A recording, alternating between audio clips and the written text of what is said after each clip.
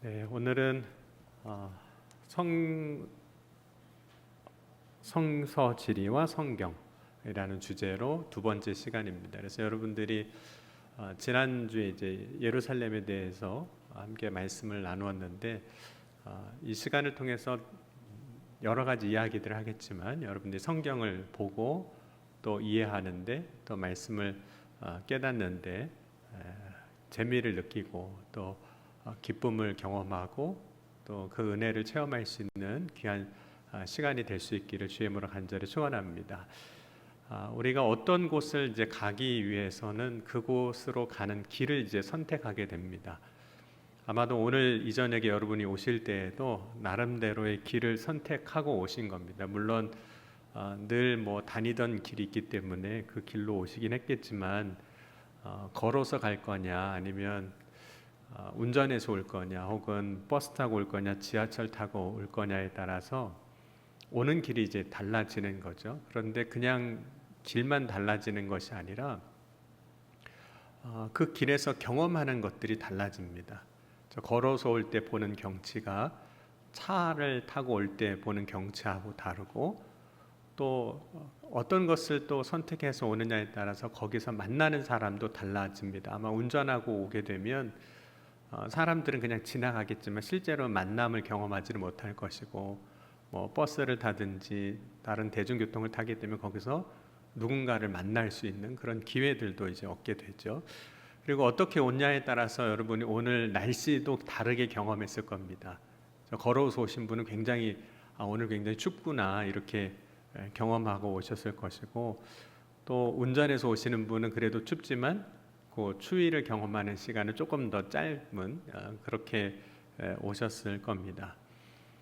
그리고 어떤 길을 가느냐에 따라서 물론 교회 오기까지는 뭐 짧은 길이기 때문에 여러분 오시면서 뭐 사 먹고 그러시진 않으셨죠. 뭐 오다가 오뎅 사 먹고 뭐 떡볶이 사 먹고 순대 사 먹고 뭐 요즘은 뭐 길에서 길거리 음식들을 먹을 수 있지만 뭐 짧은 시간이기 때문에 그렇게 하진 않았겠지만 그 여정이 길어지면 이제 음식도 사 먹게 되거든요. 그러면 어떤 길을 선택하느냐에 따라서 먹을 수 있는 음식들이 이제 달라지기 시작합니다. 그래서 내가 선택한 길에서 경험하는 것이 완전히 달라지게 되는 거죠. 오늘 이제 여리고를 이제 보려고 하는데 여리고는 많은 사람들이 지나가는 곳입니다. 지나가는 곳이에요. 지나간다는 의미를 이제 좀 이따 다시 우리가 볼 텐데 사실 여리고라는 지역에서는 우리가 성서 이야기를 통해서 많은 사건들이 혹은 많은 사람들의 이야기가 거기에 있었다는 것을 이제 알게 됩니다. 여러분 여리고 하면 어떤 게 생각나세요? 어떤 사건 혹은 어떤 사람이 생각나시나요? 여리고 하면 네, 요즘에 새벽기도 때 이제 여호수아를 보기 때문에 아마 여리고성 정복하는 이야기 그런 이야기도 생각나실 거예요. 아마도 만들어진 이야기인 것 같은데 어느 교회 장로님이 주일날 우리 교회 교회학교 아이들 신앙교육은 어떻게 잘 되고 있는지 궁금해서 교회학교 학생들 예배하는 데를 이렇게 가보셨대요. 여러분들도 꼭 가보세요. 이렇게 아이들 어떻게 예배하는지 관심 갖고. 근데 가서 이제 예배하고 나오는 아이들을 붙잡고 물어보고 싶은데 정말 전도사님이나 목사님 통해서 교사들 통해서 말씀 교육이 잘 되고 있는지 궁금해서 질문을 하나 했대요. 아이들한테 여리고성은 누가 무너뜨렸냐 하고 물어보셨대요. 장로님이. 그랬더니 그 아이가 그 질문을 듣고 깜짝 놀라서 제가 안 그랬는데요. 그랬다는 거예요. 그러니까 성경에 대한 게 전혀 없었던 거죠. 그러면 여리고 성읍을 다른 말로 하면 지난번 우리 박진애 목사님이 뽕나무, 돌무화과 나무 이야기하면서 여리고 성은 종려나무 성읍이라고 불린다라고도 이야기를 했습니다. 기억나시죠? 네, 처음 듣는 얘기는 아니신 거잖아요. 그래서 신명기 34장 3절에도 보면 내객과 종려나무 성읍 여리고 이렇게 이야기를 하고 있고 역대하 28장 15절에도 종려나무 성 여리고에 이르러 그의 형제에게 들려준 후에 사마리아로 돌아갔더라 이렇게 말씀하고 있어요. 그래서 여리고 성은 종려나무가 많습니다. 근데 아까 이야기한 것처럼 여리고 성은 이스라엘 백성들이 이제 광야 생활을 마치고 하나님 말씀하신 대로 요단강을 건너서 가나안 땅을 정복할 때 첫 번째로 정복한 성읍이 여리고 성입니다. 그래서 여리고 성 정복은 전쟁은 하나님께 속한다라는 사실을 이스라엘 백성들에게 분명하게 보여주신 사건이었어요. 왜냐하면 여리고 성을 무너뜨리는 과정을 보면 사람의 힘이나 방법이나 우리가 전쟁이라고 말하는 그런 방식으로 여리고 성이 무너진 게 아닙니다. 하루에 한 바퀴씩 돌고 일곱째 날에는 7바퀴 돌고 양각나팔을 불 때 이스라엘 백성들이 큰 소리로 외치면 그 성이 이제 무너지게 하셨습니다. 그래서 많은 사람들이 이제 여리고 하면 그 무너진 여리고 성읍, 무너뜨린 여리고 성읍을 생각하죠. 그리고 또 하나 여리고 하면 생각나는 사람이 있습니다. 삭개오. 그렇죠? 누가복음 19장 1절에 보면 예수께서 여리고로 들어 지나가시더라. 삭개오라 이름하는 자가 있으니 세리장이요 부자라. 그가 예수께 어떤 사람인가 하여 보고자 하여 키가 작고 사람이 많아 할 수 없어 앞으로 달려가 보기 위하여 돌 무화과 나무에 올라가니 이는 예수께서 그리로 지나가시게 되미로라. 그래서 그때 아마 돌 무화과 나무가 어떤 것인지를 설명하고 돌 무화과 나무에 올라간다는 의미가 어떤 의미인지는 그때 설명을 우리 박진우 목사님이 잘 했습니다. 그래서 제가 찍어온 돌 무화과 나무, 보통 이제 성지순례 가면 이제 삭개오가 올라갔을 거라고 이야기야. 실제로 그 나무에 올라갔다는 이야기가 아니라 올라갔다고 하는 그 나무와 같은 나무. 그래서 삭개오 나무라고도 불리는 나무가 있거든요. 한번 사진 보겠습니다. 저녁 때 깜깜할 때 찍어서 뭐 빛이 이렇게 있긴 하지만 돌 무화과 나무가 있습니다. 뽕나무가 있고 그 여리고 이제 전경을 보면 이런 모양으로 되어 있습니다. 여리고 이제 시내 모습이에요. 그래서 그냥 높은 산은 없고 평지로 이렇게 되어 있는 곳이 이제 여리고 전경입니다. 근데 우리가 이제 여리고 하면 이제 기억해야 하는 한 가지 사건이 더 있는데 엘리사와 관련된 사건이에요. 엘리사가 선지자 엘리야를 통해서 이제 능력을 받게 됩니다. 여러분들이 이제 목회자를 위해서 기도해 주실 때 늘 관용구처럼 해주시는 기도가 있어요. 엘리사에게 갑절의 능력을 주신 것처럼 우리 목사님에게도 갑절의 능력을 주시고 엘리야의 그 두루마기 입혀주신 것처럼 우리 목사님에게도 능력의 두루마리를 덮여주사 뭐 이렇게 기도하시잖아요. 이것도 처음 듣는 얘기신가요? 네. 보통 그렇게 많이 이제 성경 말씀을 인용해서 기도를 합니다. 그때 엘리야 선지자가 이제 불병거 타고 회오리 바람에 이제 올라가게 되거든요. 근데 그때 어떤 사건이 있게 되냐면 엘리사의 제자들이 엘리사의 제자들 엘리야가 그렇게 바람 타고 올라가니까 걱정이 생긴 거예요. 엘리야가 어딘가에 회오리 바람 타고 올라갔지만 그게 하늘로 올려졌다고 생각하지 아니하고 어딘가에 올라갔다가 떨어지면 그 시신이라도 찾아야 될 거 아니에요. 그래서 엘리사 선지자는 이제 여리고에 머물러 있게 되고 제자들이 그걸 찾으러 나갑니다. 그리고 이제 돌아와서 이제 그 성의 여러 가지 이야기를 하게 되다가 뭐라고 이야기하냐면 이 동네는 물이 나빠서 토산이 익지 못하고 잘 떨어진다는 거예요. 그 얘기를 듣고 엘리사가 그 물이 근원이 되는 곳을 찾아갑니다. 그곳에서 소금을 뿌리게 되고 이제 그곳이 다시 먹을 수 있는 셈이 돼요. 그 이야기가 이제 열왕기하 2장 20절과 22절에 있습니다. 열왕기하 2장 20절 22절 말씀을 보면 엘리사가 이르되 새 그릇에 소금을 담아 내게로 가져오라 하매 곧 가져온지라. 엘리사가 물 근원으로 나아가서 소금을 그 가운데 던지며 이르되 여호와의 말씀이 내가 이 물을 고쳤으니 이로부터 다시는 죽음이나 열매 맺지 못함이 없을지니라 하셨느니라 하니 그 물이 엘리사가 한 말과 같이 고쳐져서 오늘에 이르렀더라. 그래서 여리고 성지순례 가면 그 엘리사 샘에 꼭 방문을 합니다. 지금은 건물이 이렇게 덮여져서 되어 있는데 들어가는 입구가 있어요. 사진 한번 보겠습니다. 입구가 있고 물이 나오는 근원, 물이 이렇게 샘 솟듯 이렇게 나오는 곳이 있거든요. 이제 거기가 이제 여리고예요. 근데 거기에서 우리가 이제 봐야 될 건 뭐냐면 엘리사가 여리고에 머물렀다 이렇게 이야기를 하고 있는 거예요. 왜 엘리사는 그 여리고에 머물렀을까요? 여리고라고 하는 그 지역 자체가 어떤 곳이냐면 아까 우리가 어디를 간다고 그랬잖아요. 어디를 가게 될 때 때로는 먼 길을 가게 되면 중간에 어디 잠깐 머무르는 곳이 있잖아요.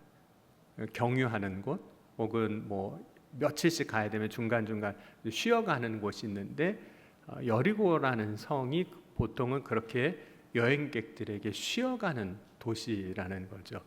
근데 여리고가 쉬어가게 되는 그런 도시가 될 수밖에 없는 이유 중에 하나가 우리가 이제 지리에 대한 걸 보고 있거든요. 지리적인 거, 위치를 보는데 여리고는 그 중간에 사람들이 여행객들이 머물 수 있는 좋은 위치예요. 특별히 이제 예수님께서 그 선한 사마리아인의 이야기를 이제 해주실 때 이렇게 말씀을 하고 있습니다. 우리 누가복음 10장 30절 그리고 34절을 한번 같이 찾아보겠습니다. 우리 자막이 계속 안 나와서 준비가 안 된 것 같아요. 한번 보겠습니다. 누가복음 10장 30절 34절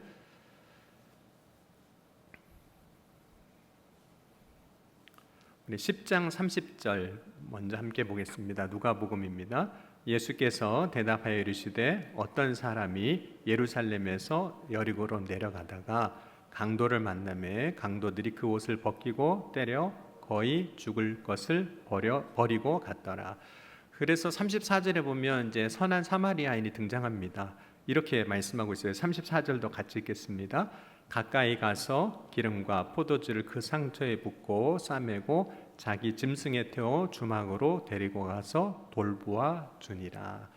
물론 이제 예수님께서 이제 비유로 말씀하신 이야기인데 여기에서 여리고에 무엇이 등장하냐면 주막이 등장합니다. 여기서 주막은 우리가 이제 여행 가면 묵는 요즘으로 치면 호텔 혹은 여인숙 혹은 장 뭐 이런 정도의 시설을 의미합니다. 이제 주막이 등장을 해요. 근데 왜 이 주막이 등장하냐면 이 주막은 여리고라는 동네를 설명해주는 한 모티브가 되는 거죠. 지나갈 때 사람들이 머무는 동네예요. 그래서 여리고에 가면 주막터가 있습니다. 물론 이제 예수님 당시에 그런 주막은 아니지만 그때 시대를 나타내주는 그런 주막터도 있어요. 왜 여리고가 머무는 곳이 됐냐? 그 이유는 해발 고도가 굉장히 낮아요. 상대적으로 그렇기 때문에 산소 농도가 굉장히 높습니다. 그러니까 다른 평지보다. 그래서 여행객들이 쉬면 쉽게 피곤이 이렇게 풀리는 곳입니다. 왜냐하면 산소 농도가 높기 때문에. 그래서 이제 2016년도에 이제 여리고에 갔을 때 사진을 찍었어요. 어떤 사진을 찍었냐면 제가 머물러 있었던 곳의 해발 고도가 몇 메타 정도 되는지 사진을 찍었거든요.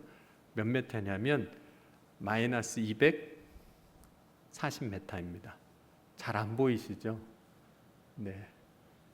고도 마이너스 240이라고 되어 있어요. 네.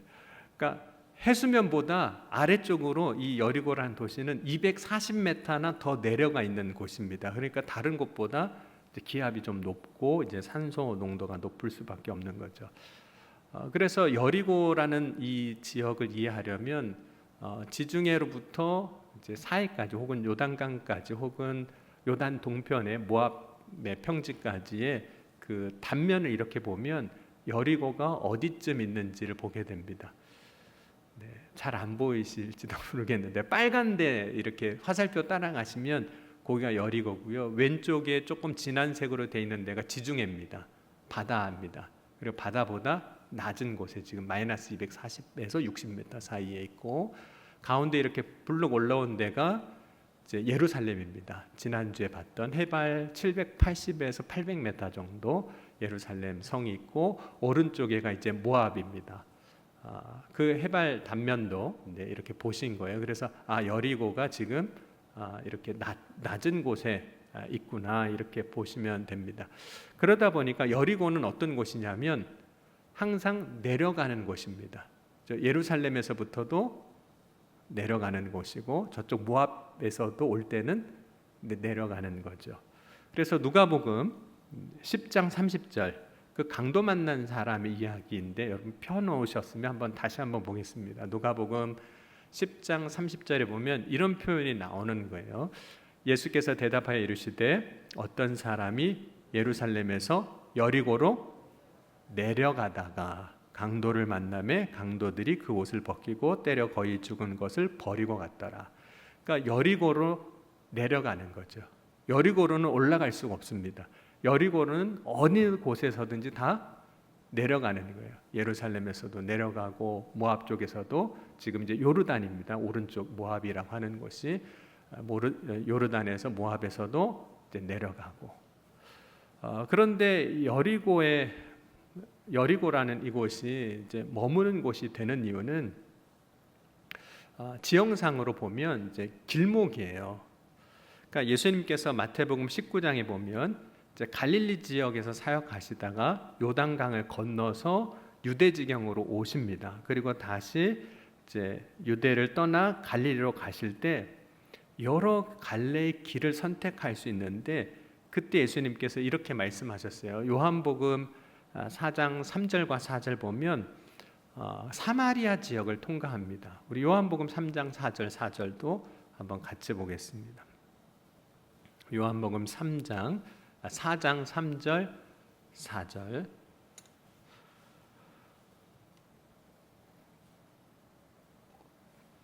한번 같이 읽겠습니다. 유대를 떠나사 다시 갈릴리로 가실새 사마리아를 통과하여야 하겠는지라. 예수님은 사마리아를 통과하세요. 의도가 있으셨어요. 거기에서 이제 우물가에 있는 여인을 만나시기 위해서 그곳을 이제 통과하죠. 그런데 대부분의 유대인들은 이 길을 통과하지 않습니다. 왜냐하면 사마리아와 좋은 감정이 없어요. 유대인들은. 왜냐하면 피가 섞인 사람들, 혼혈인데다가 나중에 이제 우리가 성전을 짓는 과정에 이야기를 하게 될 때가 있을 텐데 그때 보면 사마리아 사람들이 성전을 재건하는 일을 방해합니다. 그래서 역사적으로 좋은 감정이 없어요.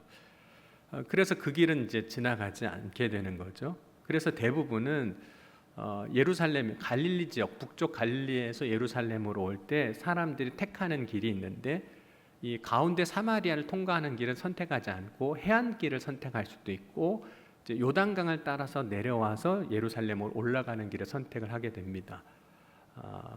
그런데 해안길은 워낙 많이 돌아가요.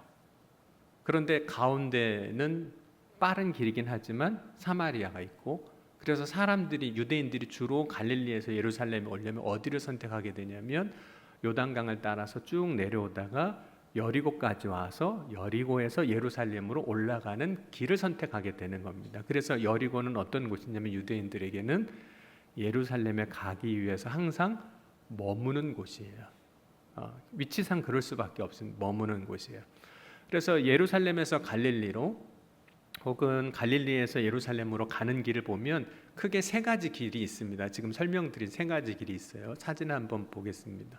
세 가지 길이 있는데 가운데 하얀색 길로 오는 게 사마리아 지역을 오는 거고 그래서 잘 선택하지 않고 저쪽 지중해 쪽으로 가면 초록색 길은 해안 쪽으로 돌아오는 길이기 때문에 멀기 때문에 잘 선택하지 않습니다. 그리고 이제 빨간 길로 되어 있는 요단강을 따라서 이제 내려오다가 요단강을 건넜다가 다시 와서 요단강을 건너고 여리고를 통해서 예루살렘으로 올라가는 길을 선택한다는 거죠. 그래서 여리고가 지나가는 길목에 있고 머무는 곳 그런 의미라는 겁니다. 나중에 이제 더 많은 이야기들이 할 수 있겠지만 우리가 그래서 중요하게 오늘 봐야 될 거는 빨간색 길이에요. 빨간색 길에서 여리고가 어떤 곳인지를 이제 보는 겁니다. 그러니까 갈릴리에서 예루살렘으로 갈 때 여리고는 항상 들러야만 하는 곳이죠. 그래서 오늘 누가복음 19장 1절도 한번 보겠습니다. 누가복음 19장 1절 보면 이렇게 말씀을 하고 있어요. 여리고에 대해서 어떤 의미를 갖고 있는지, 본래 여리고는 어떤 곳인지에 대해서 이렇게 이야기를 하고 있습니다. 누가복음 19장 1절입니다. 예수께서 여리고로 들어가 지나가시더라. 예수님이 여리고에 가셨습니다. 그런데 가셨는데 여리고는 목적지가 아니라는 거예요. 어디로 가시는 걸까요? 예루살렘으로 가시는 거예요. 그래서 여리고는 항상 지나가는 곳이에요. 지나가는 곳. 여러분 혹시 이제 해외 여행 가면 이제 공항에서 비행기를 타고 가시잖아요. 그런데 직항이 있는 항로가 있는 여행지도 있지만 직항이 없는 경우도 있습니다. 혹은 비용을 좀 줄이려고 하면 중간에 경유를 해서 이렇게 가기도 하죠. 여러분 경유하는 곳에 관심이 있을까요? 없을까요? 별로 없습니다. 그러니까 한국에서 미국 갈 때 경유를 주로 하는 곳이 도쿄를 경유해서 가기도 하고 혹은 하와이를 경유해서 가기도 합니다. 만약 미국 동부를 가게 되면 인천공에서 출발하면 샌프란시스코에 가서 거기서 이제 동부로 이제 넘어가는 그런 경유지를 이제 선택하게 되죠. 그리고 아프리카도 몇 번 다녀왔는데 아프리카를 가려면 한 번에 갈 수가 없습니다. 그래서 홍콩에서 경유해서 이제 요하네스버그라는 동네로 가든지 혹은 싱가포르로 가서 요하네스버그로 가든지 아니면 요즘은 이제 두바이 항공이 많이 취항을 해서 두바이까지 가서 두바이에서 다시 아프리카를 횡단하는 그래서 아프리카로 가는 그런 여정들이 있습니다. 근데 경유지를 선택해서 가게 되면 대부분 경유하는 지역에서 공항에서의 시간은 최대한 짧게 잡습니다. 왜냐하면 여행이 그러면 길어지니까 어차피 경유지는 그냥 지나가는 곳이기 때문에 그래요. 시간을 아끼기 위해서 목적지가 아니기 때문입니다. 성경을 이렇게 읽다 보면 여리고라는 성은 대부분 목적지로 등장하지 않습니다. 여리고는 경유지로 등장하는 거예요. 어디를 가기 위한 경유지일까요? 예루살렘을 가기 위한 경유지. 그 의미는 이런 의미가 있습니다. 유대인들은 1년에 적어도 3차례 성전에 가서 하나님 앞에 얼굴을 보여야 됩니다. 예배를 드려야 되는데 그러면 그들은 다 어디로 통과해서 예루살렘으로 갈까요? 갈릴리 지역에 사는 북이스라엘에 사는 사람들 어디로 갈까요? 사마리아는 통과할 수 없고 지중해적 길은 너무 멀고 그러면 요단강을 따라서 내려와서 여리고까지 와서 여리고에서 예루살렘으로 올라가는 겁니다. 그러니까 여리고는 지나가는 곳이에요. 혹은 잠시 머무는 곳, 주막이 있는 곳, 잠을 자는 곳, 목적지가 아닌 거죠. 예수님에게 여리고는 그럼 어떤 곳이었을까요? 우리가 성경을 보면 아까 19장 1절에서 보면 여리고에 들어가시지만 어떻게 하셨죠? 지나가시더라 그랬어요. 그러니까 여리고는 목적지가 아니에요.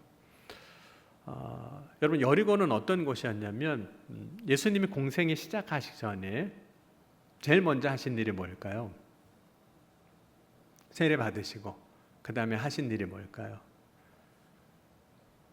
마귀의 시험을 받으세요. 그런데 그 마귀의 시험을 받는 곳이 어디냐면 여리고 성이라고 이야기는 하진 않지만 우리 마태복음 4장 1절과 2절 한번 같이 보겠습니다. 마태복음 4장 1절 2절 말씀입니다.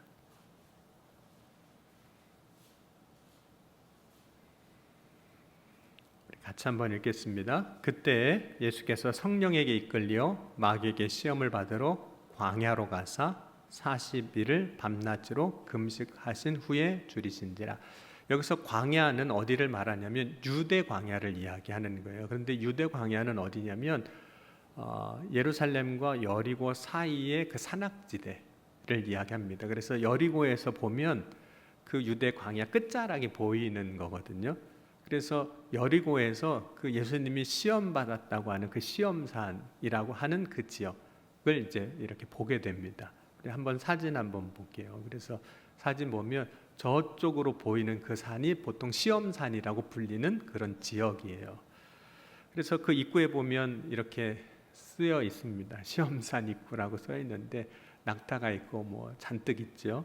그래서 거기서 이제 또 보면 이제 유대 광야 저쪽 이제 시작되는, 그러니까 예루살렘 쪽에서 보면 끝자락이고 여리고에서 보면 이제 시작되는 그런 지점이 되는 거죠. 거기서 이제 시험을 받으셨습니다.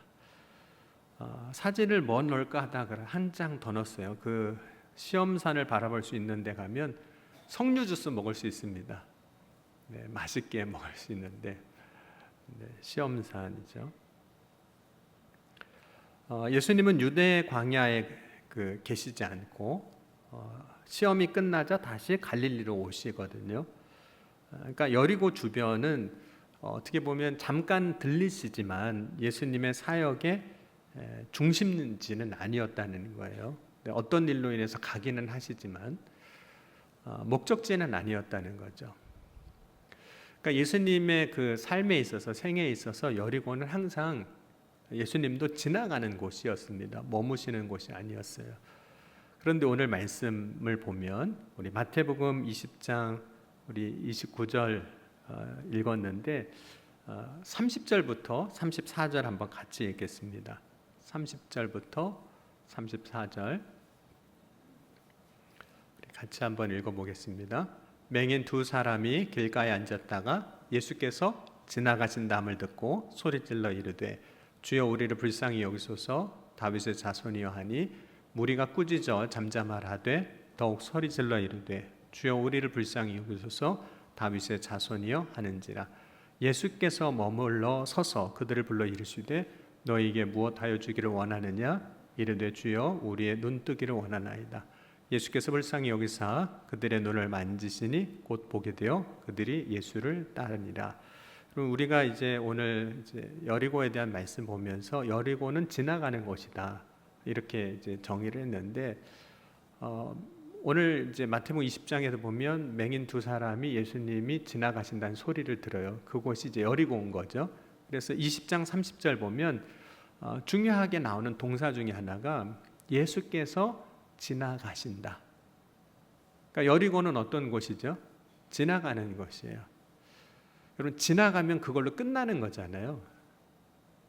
지나가면 끝나는 거예요.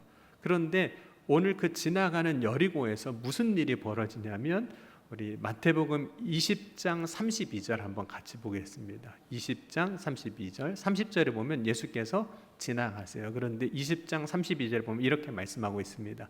예수께서 머물러 서서 그들을 불러 이르시되 너에게 무엇을 하여 주기를 원하느냐. 지나가시는 곳인데 본래 어떤 일이 벌어진 걸까요? 예수님께서 머물러 서셨어요. 본래는 지나가는 곳이에요. 지나가야 돼요. 그런데 머물러 서셨어요. 여러분 예수님께서 여리고에서 이제 맹인의 눈을 뜨게 하실 때 마가복음 10장 46절에 보면 그 눈뜬 맹인에 대해서 구체적으로 이렇게 말씀하고 있습니다. 그들이 여리고에 이르렀을 때 예수께서 제자들과 허다한 무리와 함께 여리고에서 나가실 때 바디메오의 아들 맹인 거지 디메오의 아들 맹인 거지 바디메오가 길가에 앉았다가, 지금 더 구체적으로 거긴 설명하고 있거든요. 여리고에서 지금 나가시고 계세요. 그러니까 지나가실 때 그 나가는 끝자락에 계시다는 거예요. 근데 거기에 이제 바디메오가 구걸하고 있다. 예수님 지나간다는 소식을 듣게 되죠. 그럼 바디메오는 그럼 여리고에 살고 있던 사람이라는 얘기예요. 맹인으로 살고 있었습니다. 그런데 그때 예수님이 여리고성을 지나가시고 계셨어요. 여리고성은 지나가심에도 불구하고 예수님 그곳에서 기적과 능력을 행해 주셨습니다. 그 이유가 뭘까요? 본래 지나가는 곳은 그냥 지나가면 끝나는 곳이거든요. 근데 거기서 머물르셔서 기적과 능력을 행해 주셨어요. 그 이유는 이렇습니다. 우리 20장 30절 마태복음 20장 30절 다시 한번 읽겠습니다. 왜 머무르셨는지 같이 읽겠습니다. 맹인 두 사람이 길가에 앉았다가 예수께서 지나가신다 함을 듣고 소리질러 이르되 주여 우리를 불쌍히 여기소서 다윗의 자손이여 하니. 그럼 본래 지나가는 곳이세요. 근데 지나가지 않고 머무르시고 역사를 행해 주신 이유가 딱 하나 있습니다. 뭐 때문에 그랬을까요? 어떤 사람이 소리 질렀습니다. 예수님을 찾았어요. 예수님이 지나가신다함을 듣고 예수님 가시는구나. 그렇지 않고 거기서 예수님을 찾았어요. 이들이 예수님을 간절히 찾을 때 그 본래 지나가는 곳이 되지 아니하고 주님이 머물러 역사해 주시는 곳이 된 겁니다. 지나가는 데인데 역사해 주시는 장소가 되는 거예요. 여러분, 예수님이 지나가는 곳이었지만 발걸음이 멈추는 곳이 되었고, 예수님이 지나가는 곳이지만 맹인들에게 있어서 자신의 삶의 변화가 일어나는 곳이에요. 그곳에서 이들은 예수님을 이제 따르게 됩니다. 마태복음 20장 34절을 다시 보면 예수께서 불쌍히 여기사 그들의 눈을 만지시니 곧 보게 되어 그들이 예수를 따르더라. 여러분, 어쩌면 우리가 살아가는 매 순간 시간은 지금도 지나가는 시간들입니다. 여러분, 시간 붙잡을 수 있으세요? 아무도 시간 못 잡습니다. 지나가는 시간입니다. 지나가면 우리는 어쩔 수 없습니다. 그런데 이 시간이, 오늘 우리가 예배하는 이 시간도 그냥 지나가는 시간이 될 수 있지만 그냥 지나가는 시간이 되지 않게 하는 방법이 하나 있습니다. 그게 뭐냐면 주님을 찾는 겁니다. 그럼 우리의 인생은 다 지나가는 겁니다. 그런데 그 지나가는 인생이 그냥 지나가는 인생이 되지 않게 하는 방법은 주님을 찾는 거예요. 주님은 그때 역사하시고 그때 놀라운 일을 행해 주셔서 우리의 삶에 놀라운 하나님의 역사가 또 은혜가 임하게 하시는 시간이 되게 하시는 겁니다. 여러분, 인생의 여리고처럼 주님이 그냥 지나가는 인생이 되지 말고 여리고 성에 있었던 사람들 중에 예수님을 간절히 찾았던 그들처럼, 삭개오처럼, 맹인처럼 주님을 붙잡는 인생, 주님이 역사해 주시는 삶을 살아갈 수 있기를 주의 이름으로 간절히 소원합니다. 여러분, 우리의 인생이 그냥 스쳐 지나가는 인생이 끝나지 아니하고 주님이 역사하시는 삶이 되는 방법은 주님을 찾는 거예요. 주님을 찾으면 머무시고 역사하시는 하나님이신 줄 믿습니다. 오늘도 그렇게 역사하실 주님을 기대하고 소망하는 가운데 주님이 주신 은혜를 경험하고 고백할 수 있는 저와 여러분이 될 수 있길 주의 이름으로 간절히 소원합니다. 기도하시겠습니다. 우리 함께 기도하실 때 오늘 말씀을 기억하면서 우리 함께 기도했으면 좋겠습니다. 주님, 우리 인생의 시간들이 그냥 지나가는 것으로 끝나지 아니하게 하시고 또 주님을 찾고 구할 때, 부르짖을 때 역사하시는 놀라운 은혜가 있는 우리의 삶이 되게 하여 주옵소서.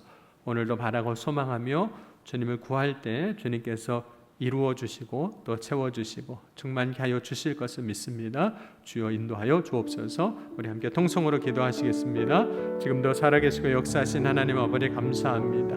오늘 이 저녁에도 주님 바라고 소망하며 믿음으로 나아갑니다. 구할 때, 부르짖을 때 응답하시고 역사해 주셔서 살아 역사하신 하나님의 놀라운 은혜가 선포되게 하시고 주의 능력이 증거되게 하여 주시옵소서. 오늘도 주님께서 한 사람 한 사람 기억하시고 그들의 인생 가운데 찾아오셔서 주님의 행하시는 은혜가, 역사가, 능력이 머무는 삶이 되게 하여 주옵소서. 오늘도 간절히 소망하며 주님 앞에 나아갈 때 주님 놀라운 일을 행하여 주실 줄 믿습니다. 주여 이끌어 주시고 인도하여 주옵소서. 사랑과 은혜가 풍성하신 하나님 아버지 감사합니다. 우리의 인생이 그저 흘러가는 인생으로 끝나지 않게 하시고 주님을 찾고 구할 때 주님이 머무시고 역사하시는 축복의 삶이 되게 하여 주옵소서. 오늘도 바라고 소망하며 주님 앞에 나아갈 때 주께서 이루어 주실 것을 믿사오며 사랑이 많으신 우리 주 예수 그리스도의 이름으로 감사하며 간절히 축복하며 기도하옵나이다. 아멘.